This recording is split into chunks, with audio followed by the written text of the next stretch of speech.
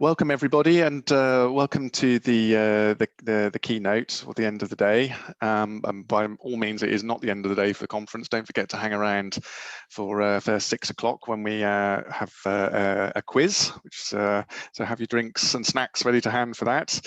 But before we get there, it gives me great pleasure to introduce Derek Britton from Micro Focus. He's going to take us through the keynote in a moment on COBOL in its 7th decade, which sounds really interesting. I'm very much looking forward to the session.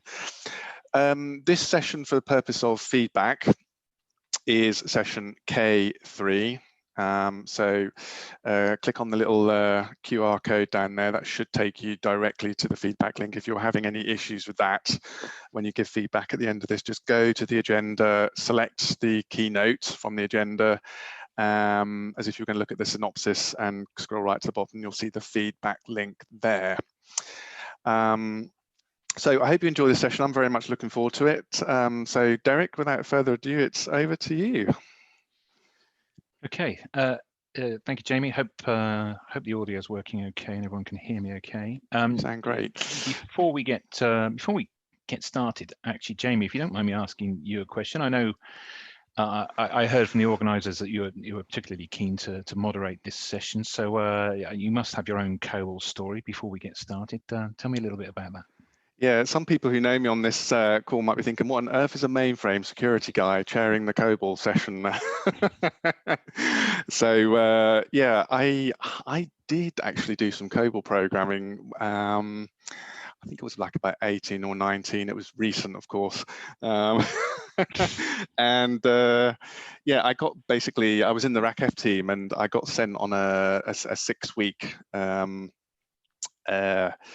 COBOL programmers course, and I was basically banished there for 6 weeks and told, don't come back until you know everything about COBOL. And it was in the days when kind of the company put people who were joining technology put the app developers and things through like an in-house COBOL programmers course. And I have to say I failed miserably at it. I wasn't terribly good, and of course I'm a mainframe security guy. My job is to secure applications, so that was my excuse anyway, Derek. But I had a go. I tried, and that's the most important thing, isn't it? Absolutely. Well, there's a secret COBOL programmer in all of us, I think. And, yes. I think people self-select joining this kind of session. Maybe intrigued to see it's still being discussed as much as anything else, but we're going to cover some of those details. So welcome to everyone else, and thank you, Jamie, for your story. I'm sure everyone else has a story that relates them to COBOL in some way, and because of its pervasiveness, that's not altogether surprising. So, I mean, first of all, I'd like to thank the organisers for making what I think is the right decision and putting COBOL back on a visible agenda, front and centre on the keynote. Quite right too. And some of us might be wondering why. Some of us can probably speculate as to why, but let's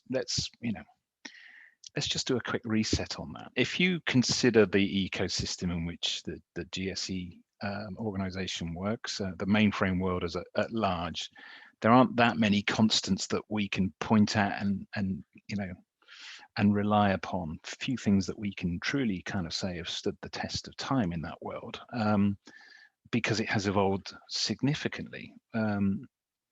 So the power and the reliability of the platform itself, of course, I mean, it's a far cry. Z15 is a far cry from the original 360, but it is still peerless in terms of speed and reliability in the marketplace.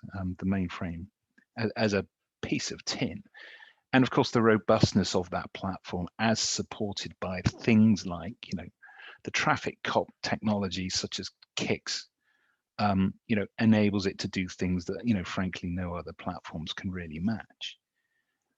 But I think thirdly, the capability and the true business value of the platform is engendered in the applications that run on that platform. And of course, they become fit for purpose business applications thanks to something like COBOL, which was designed with that sort of task in mind.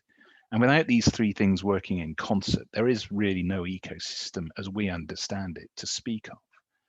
So if you consider us entering the 7th decade of COBOL in business, it's probably time to remind ourselves of that profound power and value. that it possesses, and so to the GSE crew, to Jamie and to Mark and to the rest of the crew, and to the various teams elsewhere in the mainframe world. Good for you getting COBOL back on the agenda, and in good time as well, because I think right now, the debate about COBOL is happening in the public eye. So we're going to cover a couple of things today. It's not exactly the most, shall we say, scientific study that you'll see presented to you over the course of this session, this event, but nonetheless, we've gone far and wide to pull some data points together that I thought would be useful to share. So we'll start with a quick recap on what this COBOL thing actually is, and I'm going to then attempt in a few slides to cover what I think COBOL's profound, endless value is, and how it manages to achieve that. And then we'll sort of try and look forward a little bit at the future and what that might hold, which we'll try and cover in this session, and ideally take some time at the end for some questions. And okay, I make kind of no apology of being unashamedly pro COBOL here. I think you'd be surprised, perhaps maybe disappointed, if someone at the keynote at GSE was to turn around and say, well, this is why you should move away from COBOL. And we're not doing that. But I do want to give as close to a balanced view on where we think we stand, based on the facts that we have at our disposal. So we'll start with the pejorative. So COBOL, that's that really old language, right? And then we'll give always the balanced perspective. Well, yes, it's old in the same way that the car and the telephone are, and it's true. I mean, it's a bit of a cliche perhaps, but a telephone is an old idea, but the iPhone 12 is brand new. And it doesn't do the same thing that the old wind-up device did, or you don't have to walk all the way down to the hall to speak to a perfect stranger to ask to be put through to someone else, or at least you shouldn't have to. So let's brush aside some of those sort of tired old cliches as we try and go through this. And we'll start with a pretty staggering fact, pretty unequivocal fact. Well, many of you doubtless know this, but it's worth restating all the same. The programming language COBOL is, as of 2020, now in its 7th decade of loyal service to the IT world. COBOL's now, in fact, 61 years old. The term was first coined as a term, as an acronym, in September 1959. The original documentation reveals. And since which time, of course, it's evolved to become as widespread as it is, almost pervasive in certainly big business, as the core IT business systems language. Of course, back in 1960, it wasn't even called IT. Probably wasn't even called data processing back then. And we didn't yet even have the first IBM mainframe, let alone things like the internet or the cloud or goodness knows what else. But we had COBOL. And it actually first saw the light of day as a piece of technology later on in 1960. So what is it? Well, there won't be many people on this call that don't know what it is fundamentally, but a few statements maybe just to help remind us, as much as anything else. It runs what are often referred to as system of record applications, and by any measurement, continues to operate tens of thousands of organizations worldwide, in commercial organizations and government bureaus and agencies. It supports a variety of industry sectors: banking, insurance, transportation, retail, healthcare, auto, a large chunk of the technology sector, interestingly, and many others. It's effectively a vital component of the global economy through what it provides as an IT service. And anecdotal estimates put it at hundreds of billions of lines of production code, hundreds of billions, which is perhaps understandably quite hard to count, which is why we don't have accurate metrics for that. But nonetheless, those estimates are significant in size. Easier to measure, perhaps, is a market perception about COBOL, and through a market survey that was conducted only earlier this year, COBOL as a technology remains what was referred to as overwhelmingly strategic to those who still use it. 92% response rate from that survey that took place earlier in 2020. I'll refer to that again a little later on. So still quite popular, it's still quite pervasive. And anyone who hasn't seen it for a while, COBOL is no longer, and hasn't been for some time, an 80-column delimited monochrome shouty uppercase extravaganza. It's nothing of the sort anymore.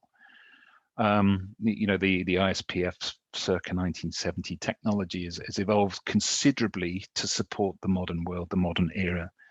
It doesn't look like you might imagine it would have done back then, and hasn't done for some time. It looks like this. All modern day application developers know and love, or at least use this kind of IDE, and you know, that's providing our example today.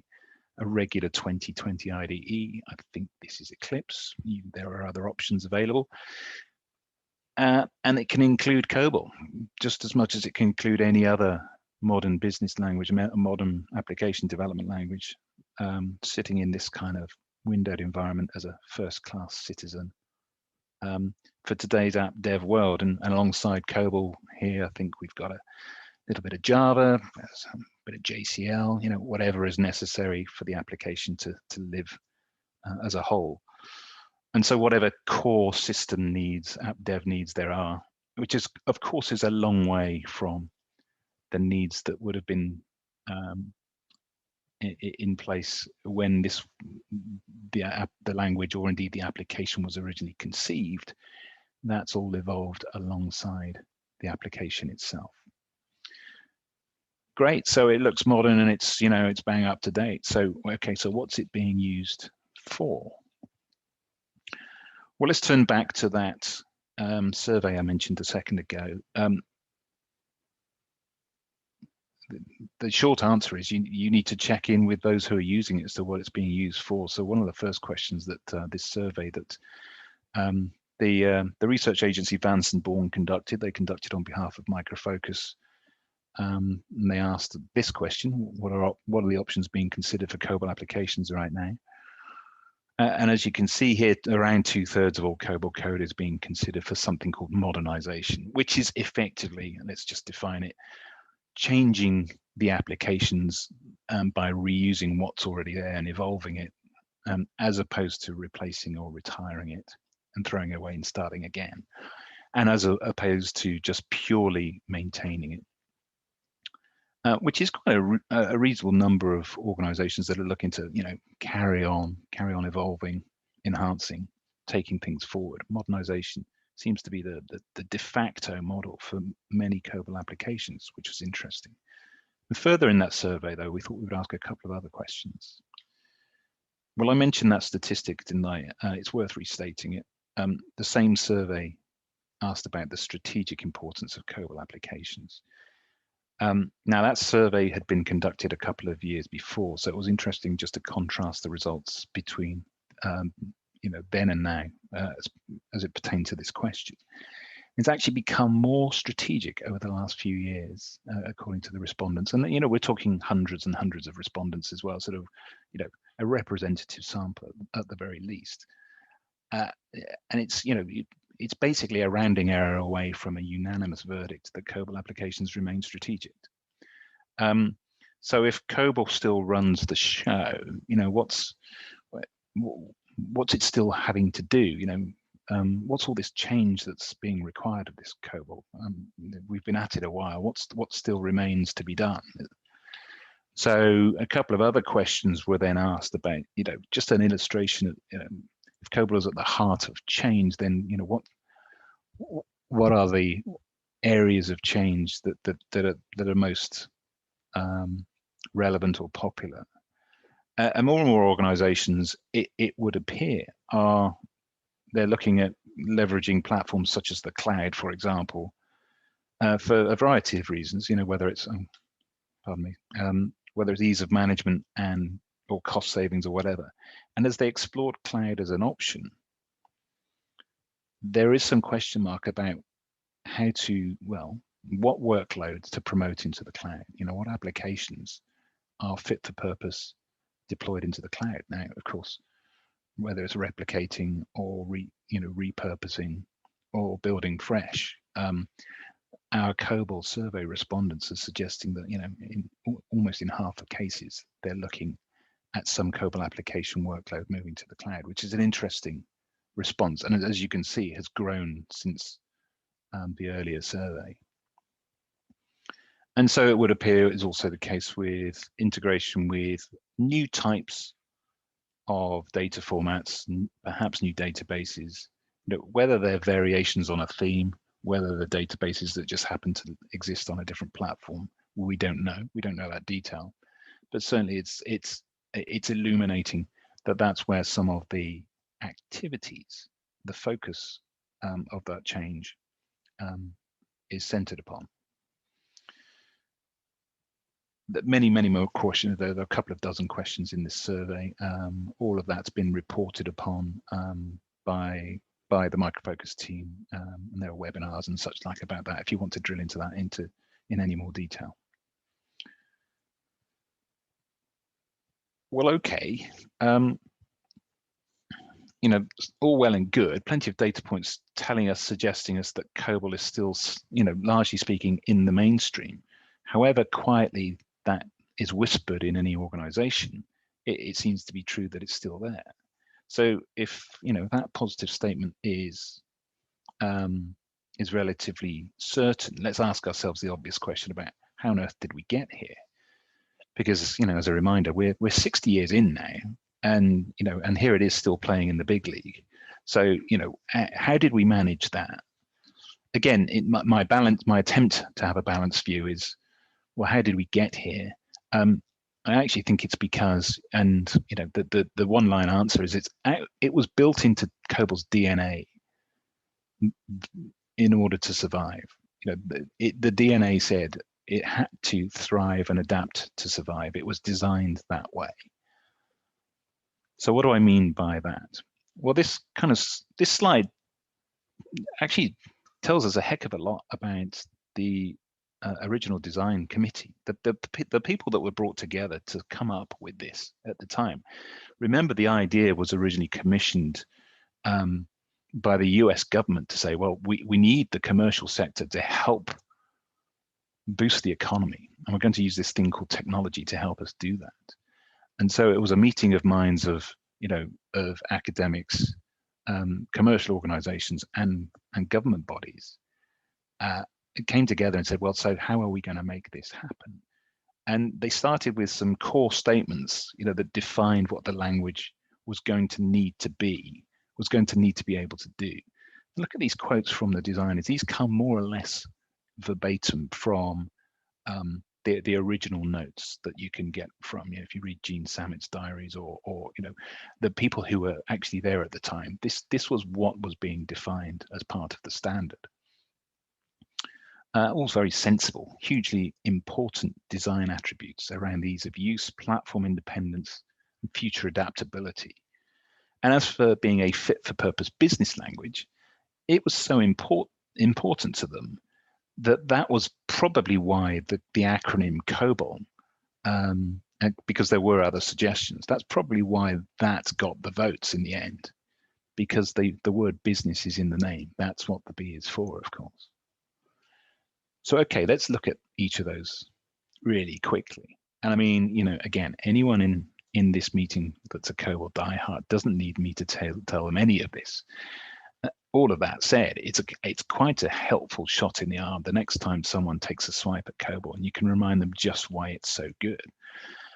So in business terms, COBOL really is, frankly, peerless at what it does. And so what does it do? Well, it's a very data-centric language. You can't actually do anything in COBOL until you spend quite a lot of time defining what's the data that it's going to act upon. It's very clearly typed and supports, it provides tech for file access and management and manipulation that's frankly the envy of other languages. And of course, COBOL's number crunching is also peerless. It's more accurate. You want good math, you would use COBOL, and it's designed to run those systems as fast as possible, and had a lot of time kind of refining and optimizing its performance. Okay, well, great, good at business, good for business apps. The second, remember, it needed to be platform independent. Or portable, as I phrase it. It needed to work the same wherever you ran it. And indeed, the original standard only emerged once they'd cross-compiled and got the same results on two separate machines. That was that was how they tested it. The original design, remember, predates any sort of standard environment. There was no such thing as the de facto platform in 1960, and for quite a lot of time in the following decade, it was still anyone's guess what was going to emerge as the leading light in terms of platform operating system chipset, and things that we all just take pretty much for granted now. They just didn't exist. So the best way, we thought, it was someone else's idea actually when they came up with this suggestion. The best way to reflect portability is to write a list down of where it works or has worked. And that's what this is, a random sample of platforms and machinery, both old and new, obviously, where COBOL has been engineered to work and where it will work the same. You'll get the same results from the same application on different platforms. And of course, they all represent, to varying degrees, business critical platforms of choice. Now, some of these we can probably barely remember, but some of them we can certainly barely live without. And there's one or two, speaking personally, that I'd rather forget, because I had to work on a couple of these. But hundreds and hundreds of platforms. We gave up counting, I think, at 500. It was starting to get a little tedious. It would have been much easier to count up where COBOL doesn't work, of course, because you'd have had maybe one or two. So it achieved that aim very, very well. Now, thirdly, and part of COBOL's reputation, both good and not so good, and as far as I'm concerned, part of its charm, is that you can explain COBOL to practically anybody. You can explain it to school children. I know that because I have a 12-year-old and he's had it done to him, poor chap. But the spec, it said, let's use plain English where we can and avoid symbolism, avoid hieroglyphics. I think it was Grace Hopper's suggestion, that one in particular. And it's almost unique in that approach because it's a language where actually you can understand it pretty readily, and therefore you can learn it quite easily in a way that you can't say the same thing about other, even more modern languages. And quite useful, I think, when there's a very good chance when you start learning COBOL that you'll be asked to pick up someone else's code. Simply because there's quite a lot of code out there. And of course, the age of some of these systems is that probably, there's a good chance that someone else has written most of it already, and you're being asked to maintain or look after or enhance or modernize one of those systems. And these are it's a couple of throwaway quotes that we have from people who commented on its readability and ease of learning. Jamie himself said, I mean, it sounds like he was a bit of a problem student, but I mean, he was there for a few weeks before he decided that he wanted to do something else entirely. But probably his classmates had picked up COBOL very, very quickly during that period. Oh, they did. I was so embarrassed that they just. I mean, I don't class myself as I mean, I do some programming, but I'm not like a deep program. And they were just sailing through it. And these people that come out of university and just got on with it and never seen a mainframe. And I was so embarrassed, but I tried. That's the important thing, isn't it? God loves a triumph. Okay. Well, good. I mean, thank you, Jamie. So I'm sorry to put you on the spot with that. But if those three elements were more to do with the original design, remember there was another quote about its adaptability, it needing to embrace change, that it had to be acceptable of future adaptation. Because again, they knew version 1 was not going to be one and done. Version 1 of anything, of course, never is. It was going to need to evolve. which of course it did. And today's COBOL it's a very, very far cry from the original, emerged COBOL 60 incarnation, or the immediately subsequent releases to fix some of the big anomalies in that particular release, or even by the time they really kind of tried to tighten it up by ANSI 68. COBOL today is it's almost unrecognizable in terms of what you can do in COBOL today compared to some of the old standard. Yet it remains backwards compatible. So an ANSI 68 COBOL application will still compile just fine. Thank you very much, if that's what you want to do. And this table, of course, gives you some flavor of what's happened since, and it only scratches the surface, of course, but it is a staggering array of continued innovation in both the language in terms of its own syntax, but also the environments and the third parties that tools that it's need to evolve to support platforms, manage code, virtualization, new constructs, third-party tools. That it's all supported, accessible from, integratable with COBOL systems now. And we have a lot to thank the vendors for. Of course, I'm bound to say that I work for one of them, but also the standards bodies as well, to keep the reins on what is an open standard. It's not owned by any single vendor. It's actually owned by everybody, and anyone can specify a suggested change to the standard. And I think we have Mr. Darwin to thank for a very appropriate quote that I think tells us really the secret truth of COBOL's success. You've got to be able to thrive and adapt in order to survive, because who could have predicted in 1960 what the IT world was going to look like? Certainly none of the people at the time. They were just smart enough to say they knew they didn't know.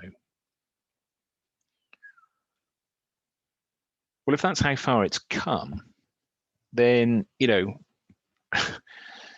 what of tomorrow? Anyone fancy another 60 years of this? COBOL 120, someone talking about this in the same way. Well, I mean, who's to say? None of us have a crystal ball, let's be honest. If you look at the world of, what IT needs to do in 2020, and some of these significant challenges that we faced, especially this year, and go back to that 92% figure that we were talking about in terms of the strategic importance of those core business systems. Does anyone fancy suggesting a sudden and untimely demise of this technology anytime soon? Well, I don't know. Who could argue against the train just continuing to roll down the track over the horizon? It's hard to say. So what factors would affect such a decision? Well, this is where I try and turn my, view into a more positive outlook. But I think for good reason. With any technology prediction, there are too many unknowns to be sure. But you're going to have to consider in the future, things around people, process, and technology in terms of is there enough infrastructure there for the technology to continue to evolve? And I would contend that there is. So first of all, are there people available? Back to the opening topic, who's running COBOL training courses at the moment? Well, actually, certainly a worryingly low number, but interestingly, there can be the people and those who have invested in training programs or reinvested in training programs are finding the fruits of that effort really relatively easy to come by. We have certainly customers who set up their own retraining programs, their own boot camps for COBOL, relatively easy to train. It's a 2 or 3 week program for many organizations, because of course the tooling is a lot easier to set up, and you can do a lot of this remotely nowadays. And studies are showing that skills is, it's a IT leadership planning issue rather than an inherent gap or an inherent deficiency in either the supply or the demand. Organizations that are looking to fill a skills gap can fill it quite readily, either themselves, either through support working with local academia or working with third-party training organizations. and we have bodies of evidence that suggests that. IBM has a fantastic training program for COBOL COBOL graduates. The training course is freely available as part of the Open Mainframe project now. It was previewed a couple of weeks ago. Micro Focus does similar things with, I think, 400 colleges of higher education. So training is available. But what about processes? Is that technology appropriate for how things get done in 2020? Specifically, does COBOL work in today's era of rapid and agile development? Is COBOL a first-class citizen in a modern app dev stack? Well, interestingly, yes, it is pretty much, and it's quite easily integrated. Even in a fairly service-centric, API world, you can create discrete. You can discretely find, isolate, extract, and reuse COBOL business functions as APIs quite comfortably as a microservice, whatever you want to do. And DevOps is up and running in most COBOL shops, certainly that we speak to. COBOL, it's just another language after all, so it can, you can drop that into any DevOps tool chain quite comfortably. The process is typically not the issue.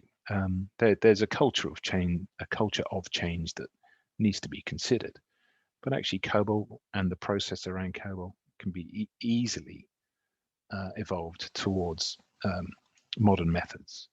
And finally, and I know we've already covered this to a certain extent, but is the technology actually up to it? Have the tools come up to 2020 standard? Are they as modern as they need to be? Categorically, yes. And if you haven't had a chance, get your hands on one, see for yourself. It's you're only a quick online demo away from satisfying that curiosity. And I think the continuing investment and evolution of the language is what's keeping it alive and keeping it viable. So I'm going to stick my neck out here and say, we're in pretty good shape. In fact, if I can borrow a phrase from the organizers this week, I'm big on reuse where I come from. I'd say there are now actually two things rather than one that we can describe as virtually unstoppable. Yes, you know where I'm going with this, Jamie. So it's obviously GSE itself and COBOL, because it is. I mean, it is pretty relentless. It's the relentless treadmill of technology that continues to support the global economy, and I've always believed that to be true, and I see no reason that it's going to change anytime soon. Okay, so I'm convinced of that. The other sentient being that's convinced of that is, of course, COBOL itself. Look at this. This is valid COBOL syntax, like we ever doubted it all along. It's valid COBOL syntax, and we're already safe in the knowledge. COBOL's known all of this to be true since its inception, or at least since the evaluate verb was introduced.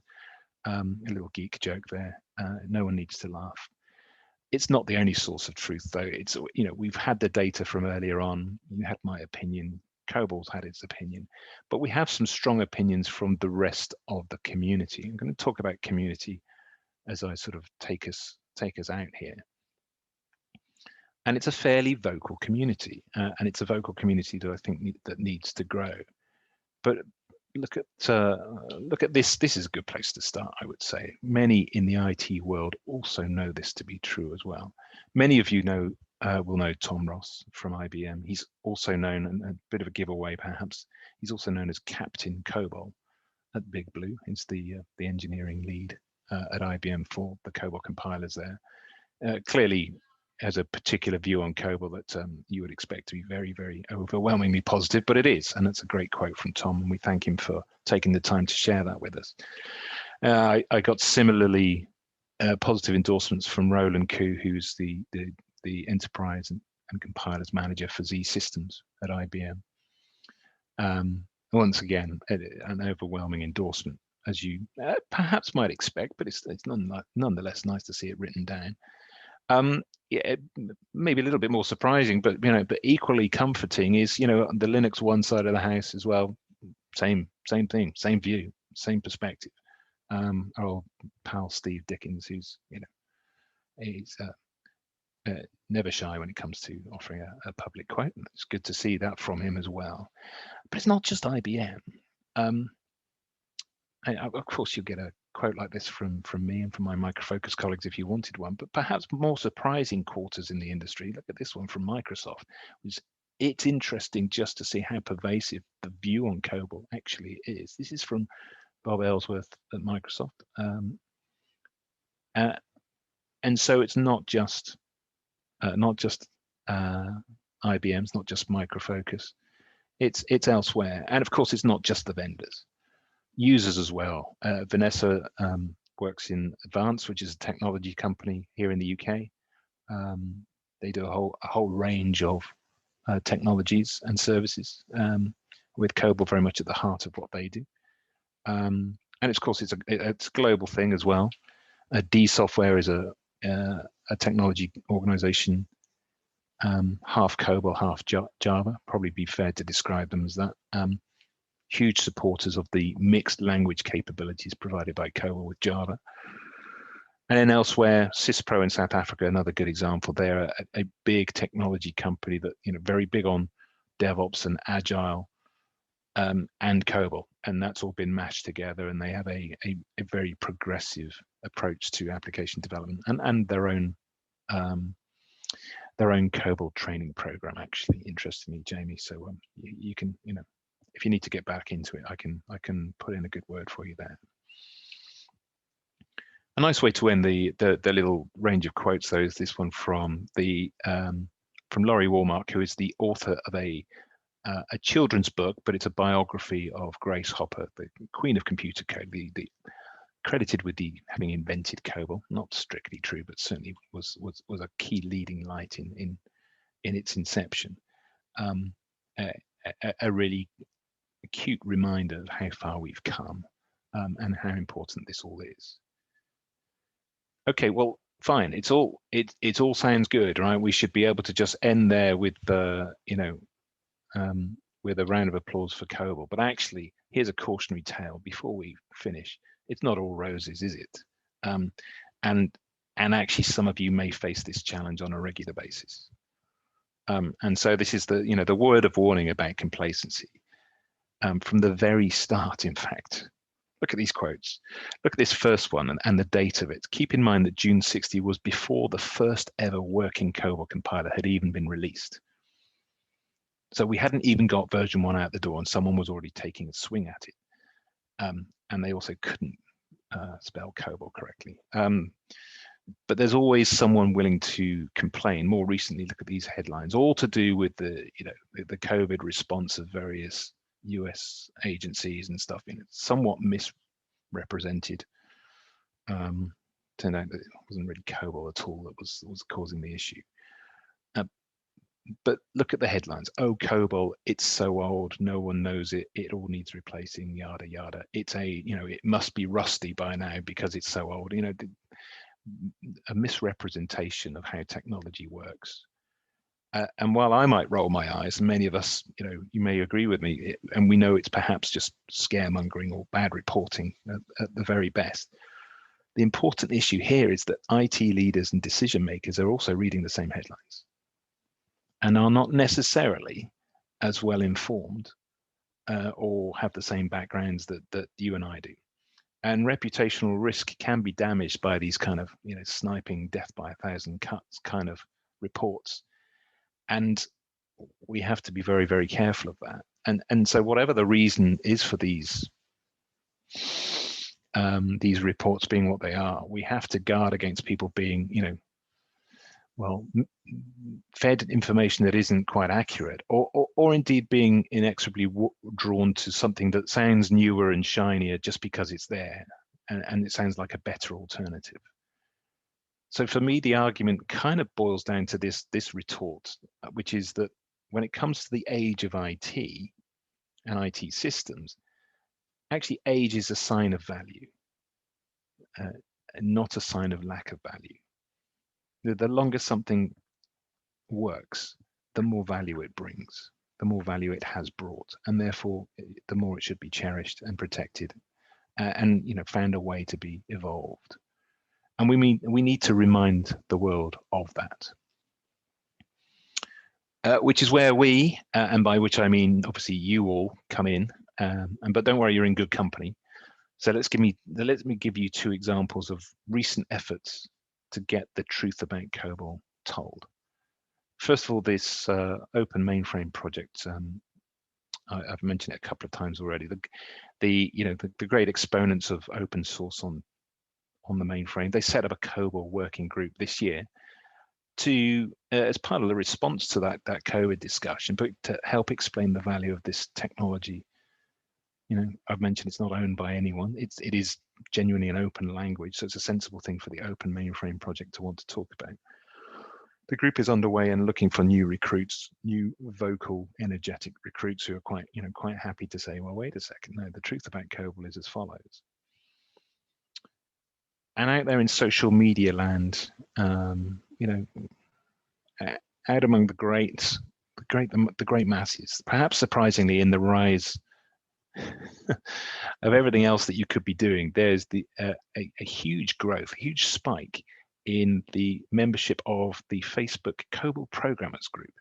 I would like to inform you, which last time I checked boasts 17,000 members. Now, 17,000 members of any group is like, oh, I wonder what they're talking about.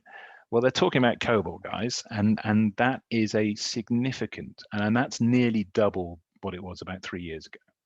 So this story is being told, and it's actually being told practitioner to practitioner, people who are interested in the technology and interested in obviously finding their next job or making connections or just uncovering the latest and greatest in technology. But it's an open group, it's not owned by anybody. Again, the COBOL Programmers Facebook group, look it up, 17,000 strong. There must be something in this. Now, talking and celebrating all things COBOL helps remind the market and the decision makers. So this isn't a frivolous exercise. It is a significant undertaking, without which that death by 1,000 cuts may continue.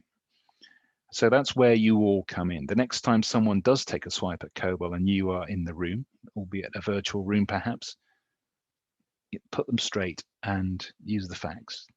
Use the facts that we've discussed here today, but perhaps as facts go with some other credible reference stories, because if you quote Derek Britton, of course, no one's going to believe them. No one's going to believe you. But start with the Open Mainframe project. Start obviously with the wonderful people here at GSE, or also with some of these resources that I've just thrown here for you. And you have access to these slides afterwards.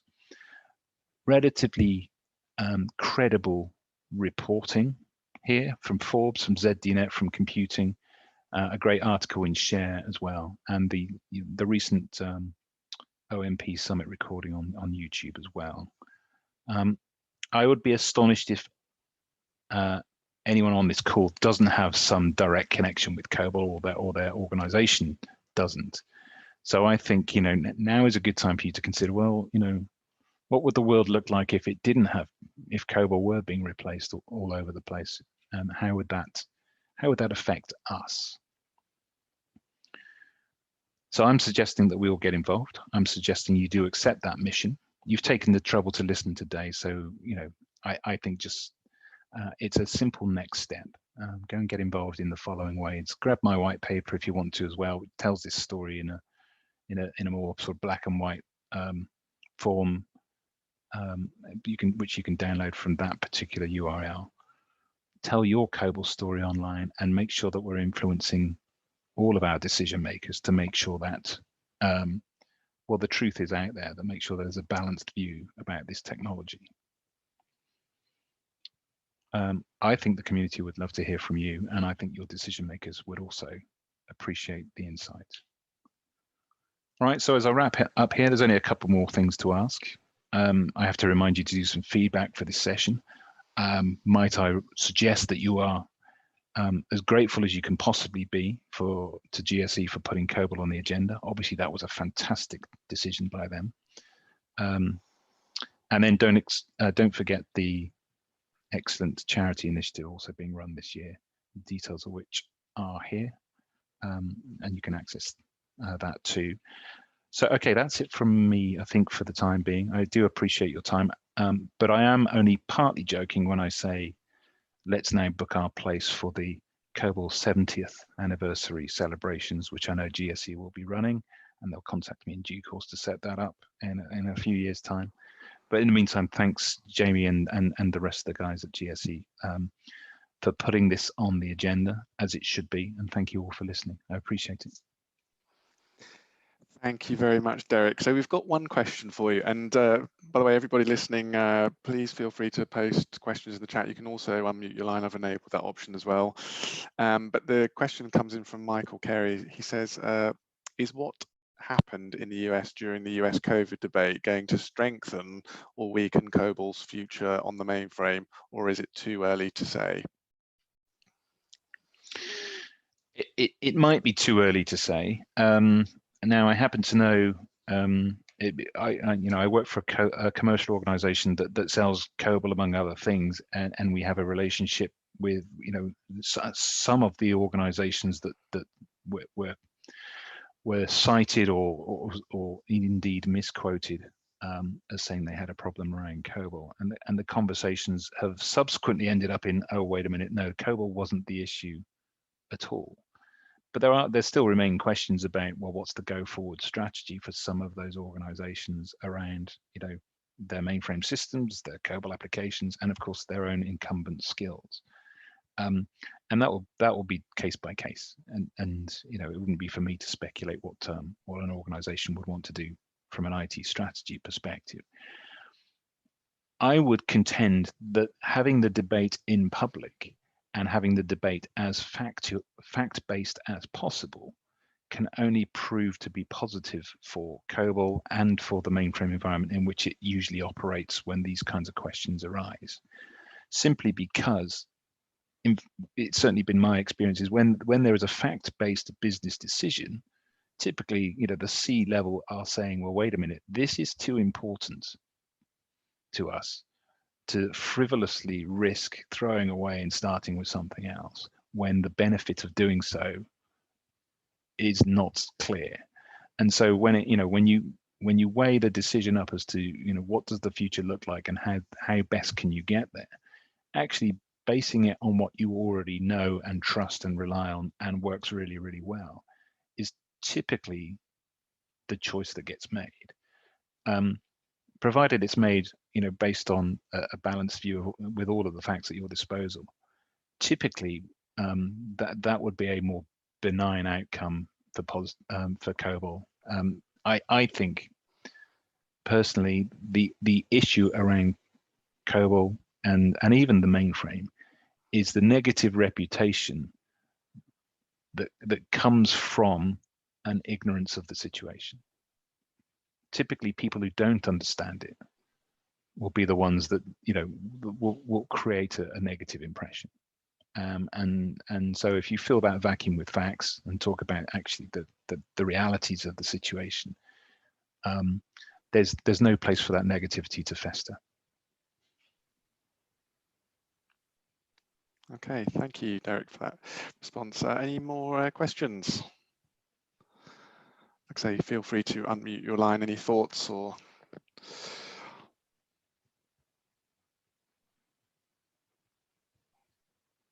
Okay, so while we're waiting just for the last, if there's any other questions, I'll tell you conclude the story about my journey with in the early days of COBOL programming. So we had this in-house written user provisioning system that was based on COBOL Kix DB2, and as a kind of trainee of the day, my task was Jamie, you need to allow, so basically this user provisioning system was like a devolve thing, and people in the business, like line managers, could approve access requests or requests to set up users and things and give access. And my task was to assign I would enable a manager to assign a deputy. So if they were on holiday, they could, pass the responsibility of authorizing the request in the Kix application to somebody else. And I just about scraped by it. And I remember saying to my boss, Scott, at the time, I said, how did I do? He said, satisfactory. He said, you've got a long way to go, but I did it, and I was quite proud of that little achievement. So that was my little claim to fame with writing some COBOL. But as we were saying at the beginning, the days of, and it's quite refreshing to hear, companies starting to reignite that, those COBOL training classes. Like I said, we had a really strong education program back in the day that you were, we needed mainframe developers, and therefore you were put on an intensive 6-week COBOL course. Of course, it included things like DB2 as well. But you came out of it, and then basically you were assigned into an application development team, and then off you went. But so it's nice to hear that. I mean, and as we were talking, Derek, before we opened up the session, that kind of seemed to have phased out, but it sounds like it's coming back again. So that's really good to hear. Yeah, well, I think it's a challenge for the industry to say, well, with such a diverse portfolio of technology in your average IT shop, certainly in a large organization, it's almost impossible to chase down and provide your own training course for every single piece of tech.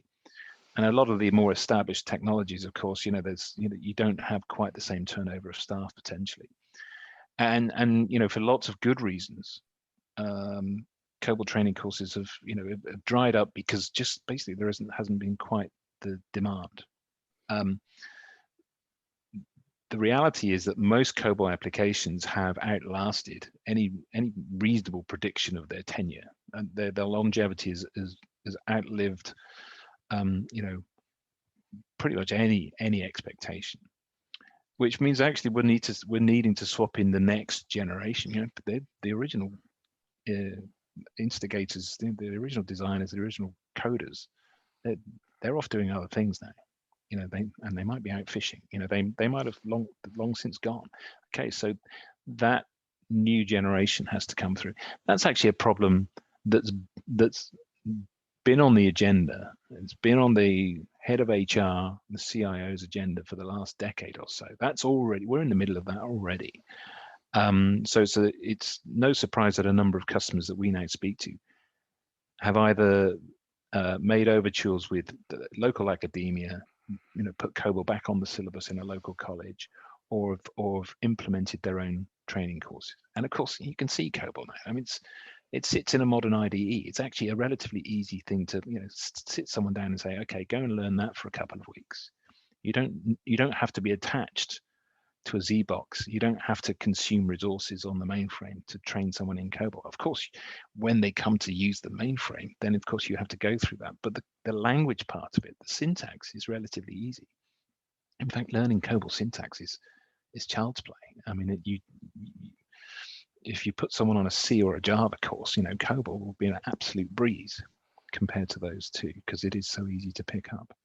So, all hope is not lost, and the people have found ways through that. So, I'm encouraged by the resources that people have, either built themselves, they've partnered with the vendors, or they've partnered with academia, and there are various solutions to that.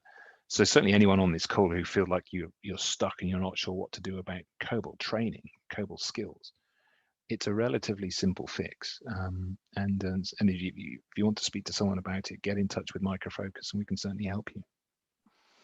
Yep, get them interested early, even if they're 5 years old. Get them on that mainframe journey, and mandatory courses in COBOL. Yeah. Quite right. I like it. So Jeff, you've got a COBOL story to tell us. So let me just unmute you.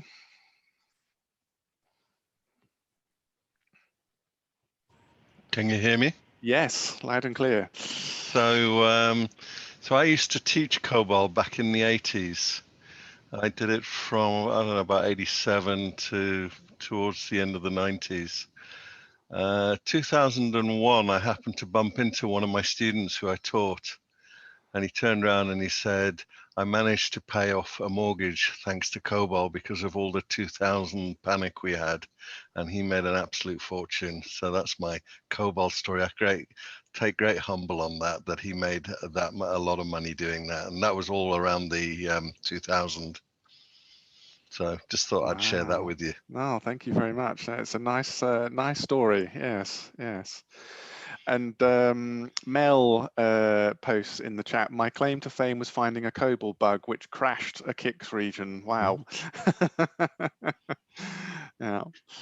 And Ian says, I remember the days when stop run brought down Kix. Wow. Yeah. Very interesting. Thank you, Derek. That was an excellent session, and long live COBOL. And like I say, I'm sure it'll be around for many more decades. And I think it's kind of, I did a lecture recently around like mainframe security, and it was around kind of trying to say, if we switched off every single mainframe in the world, I think it's safe to say that kind of society would probably struggle.